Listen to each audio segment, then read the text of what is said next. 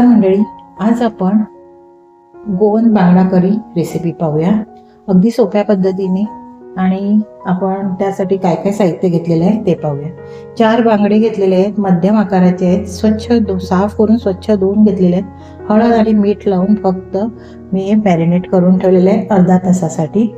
1 वाटी नारळाचा खोबरं म्हणजे ओल्या नारळाचा चव घेतलेला आहे, मीठ चवीनुसार, धणे 1 चमचा, जिरं अर्धा चमचा, चिंचकोळ थोडासा, 4 कोकम घेतले आहेत, अर्धा कांदा, इंचभर आलं, एवढं आलं सोलून घेतलेलं, 4 लसणाच्या पाकळ्या, हळद अर्धा चमचा, त्रिफळा 3 आणि 4 लाल बेडगी मिरची। मिरचीचं प्रमाण तुम्ही तुमच्या गरजेनुसार घेऊ शकता।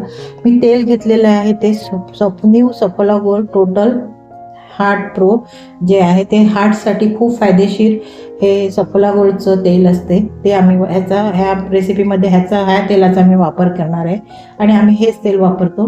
तर आता आपल्याला करायचं आहे, पहिलं थोडंसं हे बांगडे जे आहेत ना ते थोडेसे तेलावर परतून घ्यायचे, थोडंसं अगदी तेल टाकायचं आहे, सफोला गोल्ड तेल थोडंसं, कारण मग जो बांगड्याचा मच्छीचा जो ओशाळपणा वास असतो ना, ओशाळ वास तो निघून जातो, म्हणजे हिमूस वास असतो तो निघून जातो, म्हणून थोडेसे परतून घ्यायचे।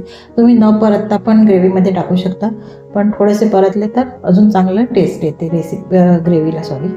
तर आता ते परतून घेऊया। पॅनमध्ये मी अगदी चमचाभर तेल घालून घेतलेलं आहे, त्यावर हे बांगडे घालून घ्यायचे, काही लावायचं नाही, पीठ वगैरे काही नाही, फक्त 2 साईडनं फक्त परतून घ्यायचे, म्हणजे एक साईड पलटून घ्यायची मग दुसरी साईड पलटून घ्यायची आणि तव्याचा नॉनस्टिकचा तव्याचा वापर करायचा। गॅसची आग बंद करायची आणि आता एक साईड पलटून घ्यायची आणि दुसरी साईड पण, आणि आपल्याला वाटण पण बनवायचंय, ते वाटण कसं ते आपण पुढे पाहूया। बघा बांगडे मी पलटून घेतले, शिजवायचे नाहीये, फक्त असे अगदी 2-3 मिनिट असे पलटून घ्यायचे आणि मग आपल्याला ग्रेव्हीमध्ये ते सोडायचे। आता गॅस बंद करायचा आणि बांगडी असेच ठेवायची, त्याची थोडी स्किन निघाली जाते, त्याला काही हरकत नाही, ते आपल्याला ग्रेव्हीमध्ये उकळलेच जातात, त्यामुळे काय प्रश्न नाही। मिक्सरच्या जारमध्ये पहिला नारळ घालून घ्यायचा, धणे,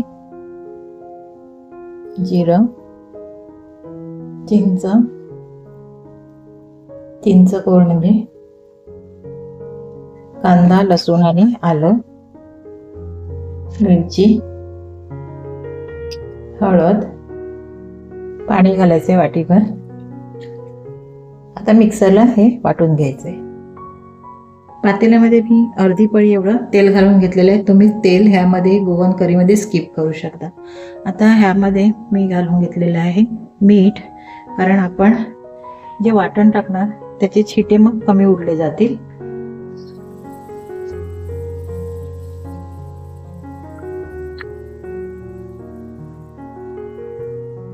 आता हे वाटण घालून घ्यायचं, गॅसची आग मंद करायची आणि हे वाटण जे आपण बनवलं ते घालून घ्यायचं आणि आपल्याला जितकी ग्रेव्ही हवी तितकं आपल्याला पाणी पण घालायचंय, पण आधी हे थोडं वाटण आपल्याला हे शिजवून घ्यायचंय आणि मग आपल्याला यामध्ये बांगडे किंवा कुठलाही मच्छी, गोवन करी करताना कुठलाही मच्छी, म्हणजे ग्रेव्ही ही एकच आहे, मच्छी तुम्ही कुठलाही घालू शकता।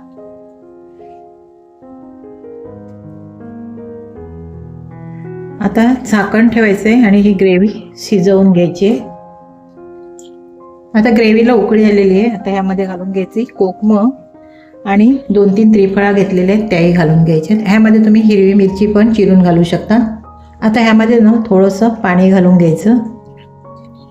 बघा ग्रेव्ही मस्त उकळलेली आहे। आता ह्यामध्ये हे आपण परतून घेतलेलं बांगडे आहेत किंवा कुठलाही फिश असेल ते असे परतून घ्यायचे आणि मग घालायचे। आता घालून घेते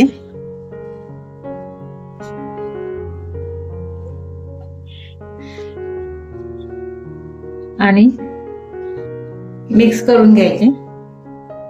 गॅसची आग थोडीशी मध्यम करून घ्यायची आणि आपल्याला ही ग्रेव्ही सोबत हे बांगडे शिजवून घ्यायचे। बघा छान अशी आपली बांगडा गोवन करी तयार झालेली आहे। चपाती सोबत, भातासोबत, भाकरीसोबत तुम्ही ही भाजी खाऊ शकता। आता मी ही बाउलमध्ये काढून घेते।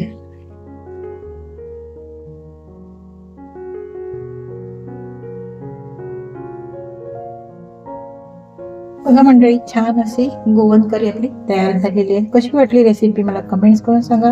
व्हिडिओ पाहिल्याबद्दल धन्यवाद.